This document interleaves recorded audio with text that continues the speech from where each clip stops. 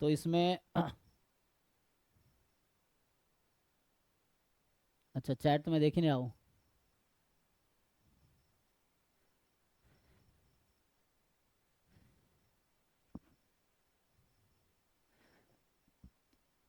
अच्छा, तो चलो, तो आते हैं वो दोबारा वापस आते हैं। जो ग्रुप में पहले आया था, एकलव्य 1 में आया था ना। सो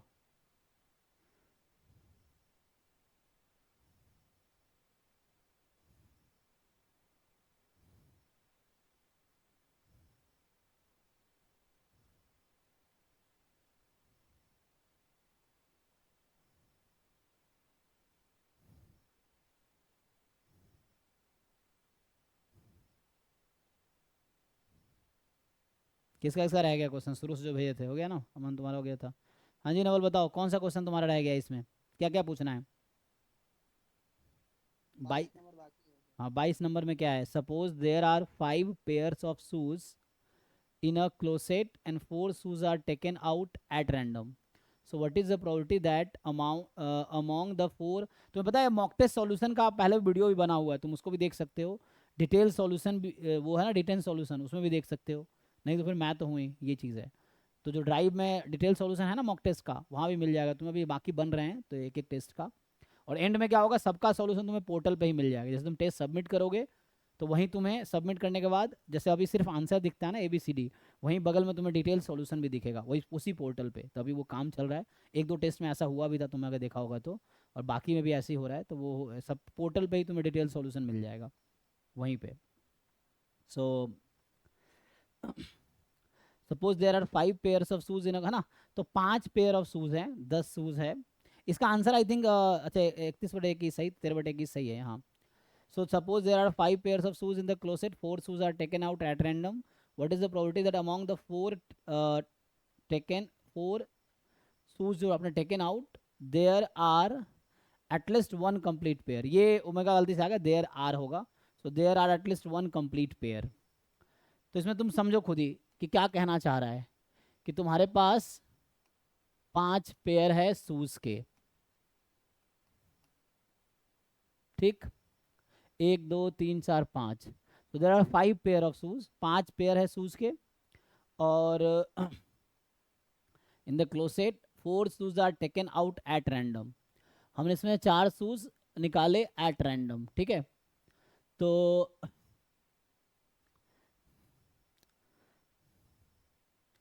सो what is the probability that among the 4 taken out there are at least one complete pair? कम से कम एक कंप्लीट पेयर होगा। सो टोटल 10 है मेरे पास, 10 शूज हैं, जिसके 5 पेयर है, 10 शूज है। और हमने क्या किया, उसमें से 4 शूज ड्रॉ किए, ठीक है ना? मतलब 2 पेयर। तो क्या उन 4 में से एक्चुअली क्या प्रोबेबिलिटी है, 4 में 2 होंगे जो कंप्लीट पेयर होंगे? तो मतलब या तो ये दोनों होंगे, या ये दोनों होंगे, या ये दोनों होंगे, या ये होंगे, या ये होंगे। कम से कम एक पेयर उन 4 में आने चाहिए, उसकी क्या प्रोबेबिलिटी है? तो समझो, तो इसको हम लोग कॉम्प्लीमेंट से कर लेते हैं। तुम समझो अप्रोच क्या है ना? एटलीस्ट वन कंप्लीट पेयर, कम से कम एक। तो बताओ, 1 माइनस इसका कॉम्प्लीमेंट क्या होगा? ये मान लो इवेंट ई है, तो event E is 1 minus probability E complement. तो इस स्टेटमेंट का कॉम्प्लीमेंट क्या होगा? What is complement of this statement? बोलो। हाँ, एटलीस्ट का कॉम्प्लीमेंट क्या होता है? एटलीस्ट वन का मतलब क्या है? या तो एक पेयर, या 2 पेयर, या 3 पेयर, कितने भी आ सकते हैं। सो एटलीस्ट 1 पेयर आना चाहिए। तो इसका क्या मतलब है? या तो एक, हाँ, नो पेयर, हाँ, कोई भी पेयर नहीं आएगा। नो कंप्लीट पेयर कम्स, है ना? इसका तुम्हें समझना पड़ेगा, ये एटलीस्ट 1 पेयर का कॉम्प्लीमेंट होता है नो पेयर, है ना? कम से कम एक पेयर आएगा, तो 1 1 2 3 4, तो कॉम्प्लीमेंट लेंगे तो जो पॉसिबल ना हो उसका कॉम्प्लीमेंट उल्टा। So no complete pair. So कोई भी कंप्लीट पेयर नहीं आएगा। अब यहां से अगर आप फाइंड करोगे कोई भी कंप्लीट पेयर नहीं आएगा, तो इसका क्या मतलब है? सो इसका मतलब हुआ कि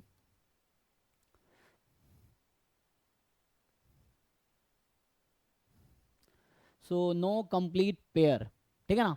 तो इसका क्या मतलब, खुद सोचो। तुमने 10 शूज में से 4 शूज ड्रॉ किए। कंडीशन ये है कि कोई भी कंप्लीट पेयर नहीं आने चाहिए। फर्स्ट पेयर है, second pair, third pair, fourth pair, fifth pair, कोई भी कंप्लीट पेयर नहीं आना चाहिए। ऐसा कब होगा? तो लॉजिक निकालना पड़ेगा। अगर मैं सॉल्व कर दूंगा तो वो मेरा लॉजिक से सॉल्व होगा। तुम जब तक खुद का लॉजिक नहीं डेवलप करोगे तो एग्जाम में तुमसे कभी क्वेश्चन सॉल्व नहीं होगा। तो तुम्हें डेवलप करना पड़ेगा कि यहाँ मैं क्या करूँ। मुझे एक भी कंप्लीट पेयर, 4 शूज मैंने ड्रॉ किए और एक भी कंप्लीट पेयर नहीं आया, तो इसका क्या मतलब है? क्वेश्चन ये है कि इसका क्या मतलब होगा। हम्म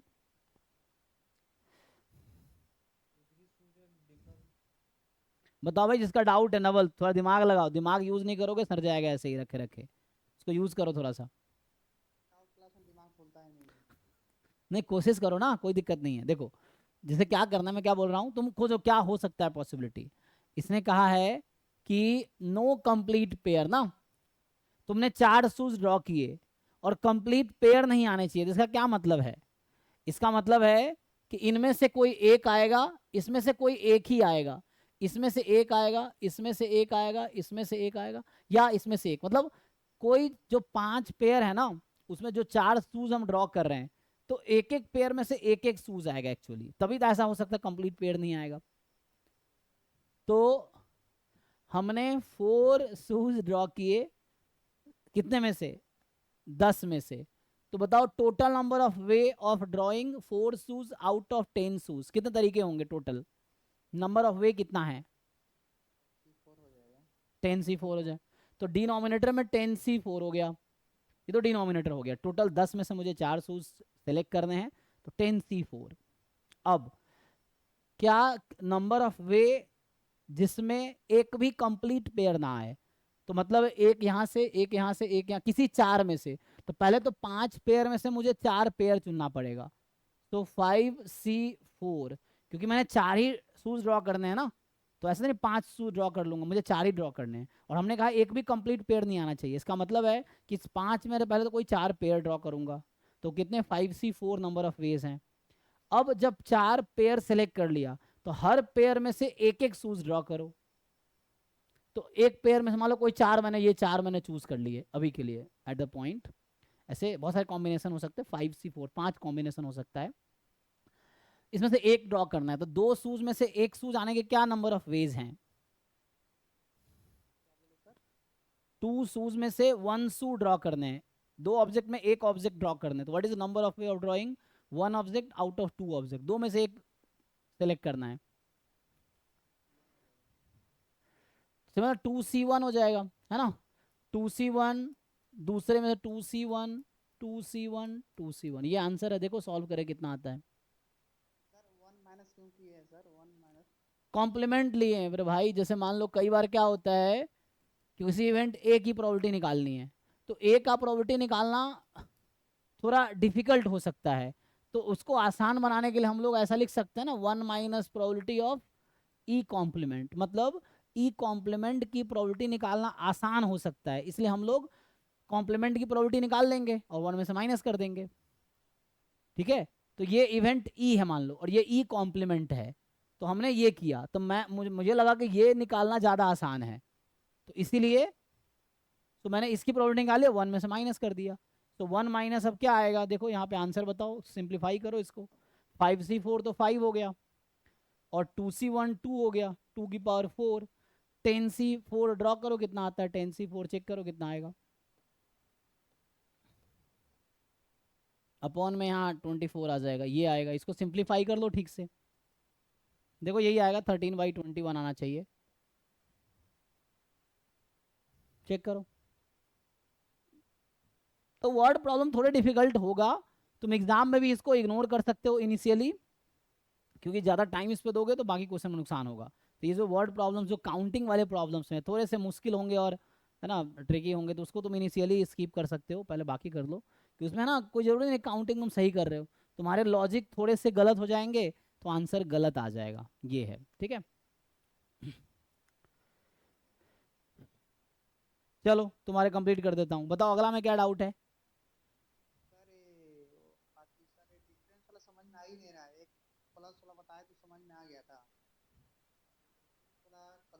नहीं, डिफरेंस में कहाँ समझ नहीं आ रहा, किस पॉइंट पे? अच्छा ग्राफ बनाना नहीं आ रहा है, इसका ग्राफ तुम्हें नहीं बनाना आ रहा है, ये कह रहे हो? इसका ग्राफ बनाना है ना। इसका प्रोबेबिलिटी का क्या मतलब था? इसका प्रोबेबिलिटी का मतलब है कि एरिया इस रीजन का, मान लो इवेंट ये है, so area of E upon area of sample space, तो इसका ग्राफ बनाओगे तभी एरिया निकलेगा ना। मतलब ग्राफ बनाना नहीं आ रहा तुम्हें, ये कह रहे हो ना तुम। ये बताओ, mod x minus y equal to 1/3, तो इसका क्या मतलब है? या तो x माइनस वाई, अच्छा ये तुम यहाँ से देख लो, ये तो है ना, ये तो ये कह रहा है कि इसको खोलोगे तो ये आएगा x minus y less than 1/3 more than minus, इसका मतलब ये है। अब तुम पहले जहाँ भी इनइक्वालिटी, पहले इक्वालिटी लगाओ। तुम्हें एक ग्राफ इसका बनाना है और एक ग्राफ इसका बनाना है, दो दो लाइन बनाना है, ये दोनों लाइन है। लाइन का ग्राफ तो बनाना सीखा होगा भाई, तुम्हें लाइन का ग्राफ बनाना नहीं आता? तीन, 2 पॉइंट ले लो या 3 पॉइंट ले लो, ऐसे ही आंसर दिख जाएगा। चलो मान लो मैं x को 0 रख दिया, y की वैल्यू क्या आएगी? लाइन बनाना क्लास 10th में, 9 10th में लोग पढ़ते हैं हाउ टू मेक ग्राफ। हाँ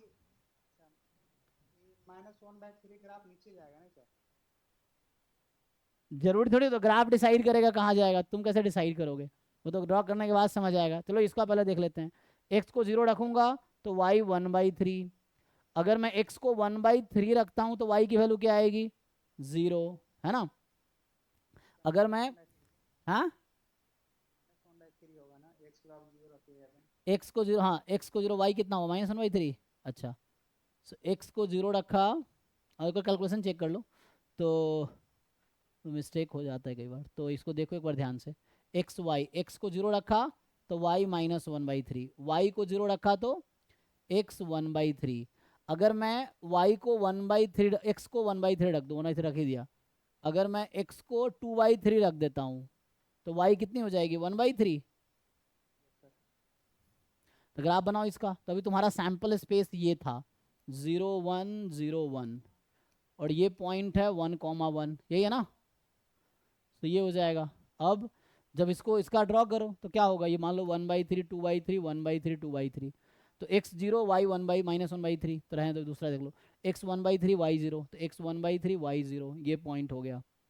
और x 2/3 y 1/3, x 2/3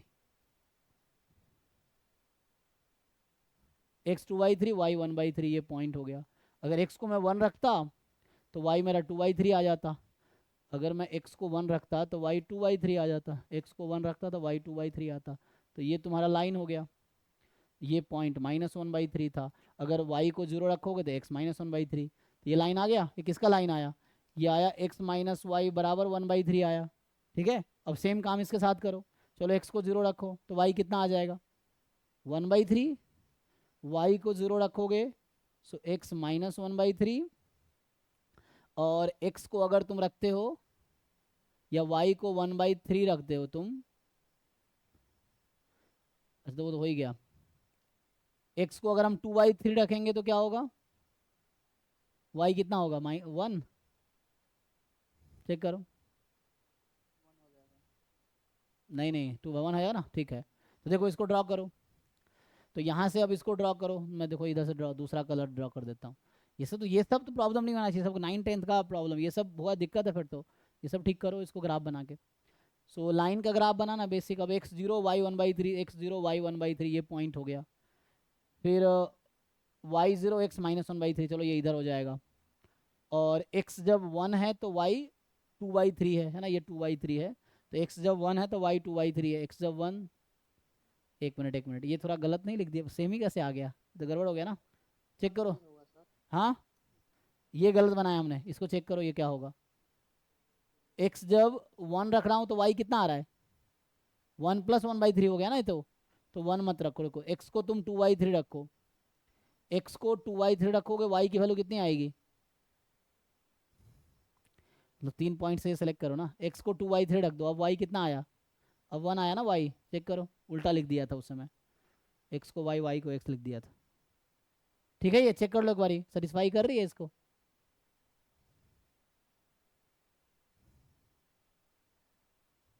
अरे हाँ ना बोलो भाई, जोर से बोलो माइक के पास आके।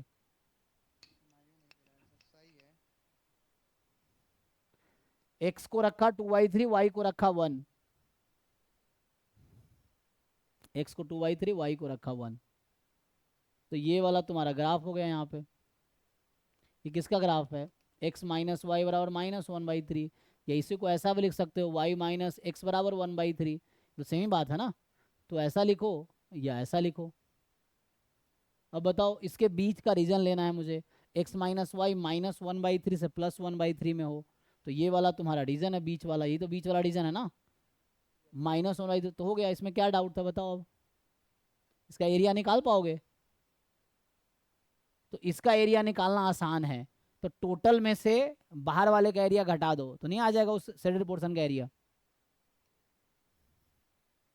थोड़ा दिमाग वाग यूज करो ना, दिक्कत ये होता क्या है, तुम पढ़ते हो दिमाग यूज नहीं करते। जस्टिफाई अपने हिसाब से सोचो ना, कैसे निकालोगे एरिया तुम। तुम्हें ये जरूरी थोड़ी जो मैंने किया वही तुम्हें करना है, तुम अपने तरीके से सॉल्व करो, जो तुम्हें समझ आ रहा हो अपने तरीके से करो, एरिया अपने तरीके से निकालो, तब भी आंसर वही आएगा। ये जस्टिफाई थोड़ी करना किसी बुक में जो लिखा है वो सही क्यों है, या मैंने जो कर दिया वही सही क्यों है। सही वो भी हो सकता है, तुम जो करो वो भी सही हो सकता है, तो अपने तरीके से सॉल्व करो ना। और जो तुम्हारा तरीका वही एग्जाम में काम आएगा, किसी का रट्टा मारा हुआ तरीका बिल्कुल काम नहीं आएगा एग्जाम में। तो जो समझा हुआ तरीका है वही काम आएगा। तुम इसका एरिया निकालो, क्या करोगे, टोटल एरिया में से अगर मैं इन दोनों ट्रायंगल के एरिया को माइनस कर दूंगा तो एरिया नहीं आ जाएगा। क्या डाउट बताओ, आप क्या डाउट रह गया इसमें, कुछ रह गया? दिक्कत था कि यहाँ 2 ग्राम कैसे बन जा रहा है, यही दिक्कत था। अभी ठीक समझ आया कि नहीं आया? हम्म। समझ में आ गया, समझ में आ गया सर। अच्छा,